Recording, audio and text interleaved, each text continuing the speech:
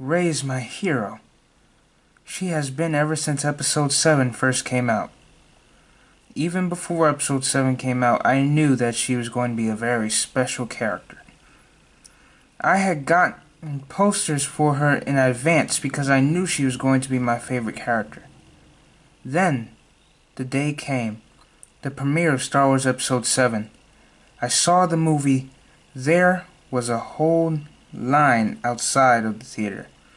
I hadn't seen a line that big since the premieres of Iron Man 2 and the Avengers. Going back to the main point, when I came out of that theater, the only character that I couldn't stop thinking about was Rey. She was the most amazing character I had seen in a very long time. In a span of weeks, I had over 5 posters of Rey in my room, and I had created an entire Facebook page about how much I loved Rey. I would make comics, theories, and more about Rey. Back when Disney Infinity was still around, Rey was the character that I always played as. One could say that I was quite obsessed with her. That person would be correct. However, Rey was not the only person that I was obsessed with at the time. The actress Daisy Ridley was my role model and still is to this day. I would always watch videos about Daisy Ridley, and I had made it my ultimate goal to meet her. And as I made many more ultimate goals in the future, that one is still a major priority. So it had been a couple months since Episode 7 had come out, and I had it on Blu-ray because my mom surprised me with it.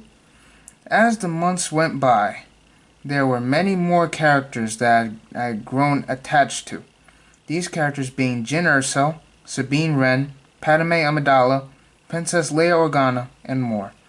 However, none of them could top the level of love that I have for Rey. Then, a year passes. The trailer for Episode 8 had finally released. The trailer was spectacular. Then we had new promotional art for the movie, and it showed that Rey had not only kept the lightsaber, but she also had an all-new hairstyle. Me being the biggest fan of Rey in the universe, I freaked out over this, and I got so excited. Then I had waited longer for something else to release.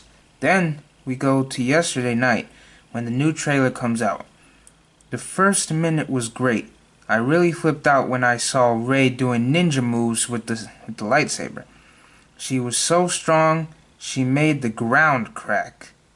She was doing amazing things in the trailer, and so was everybody else. However, when the trailer started to conclude, is when I started to get very, very worried.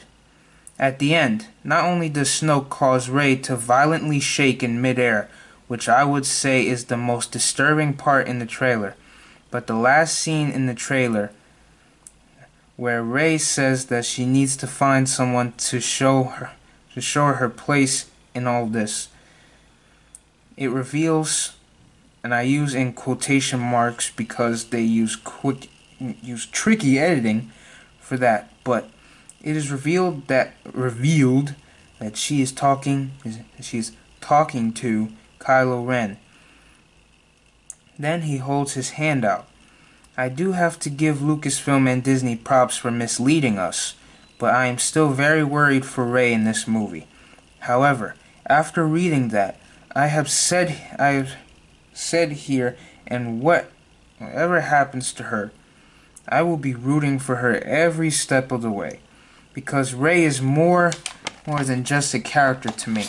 She is my role model, and I look up to her every day. So, to conclude this lengthy piece, I am really obsessed with Rey, and she means everything to me.